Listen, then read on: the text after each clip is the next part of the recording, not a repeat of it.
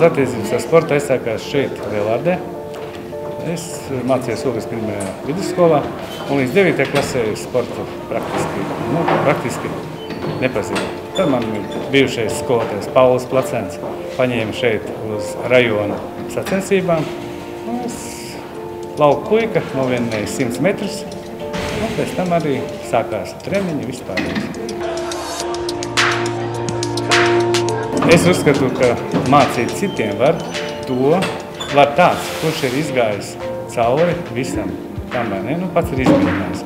Un praktiski visu arī saprot un izjūtas jau to visu. Un tad arī var mācīt. Svarīgākais skolotāja darbā, man liekas, ir nepiemānīt bērnus, ja tu esi pateicis, vienalga kāda lieta, bet tad arī to izpildi.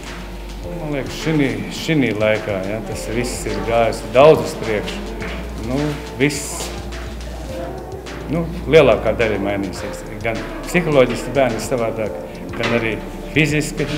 Tanīs laikos varēja ļoti daudz prasīt no viņiem.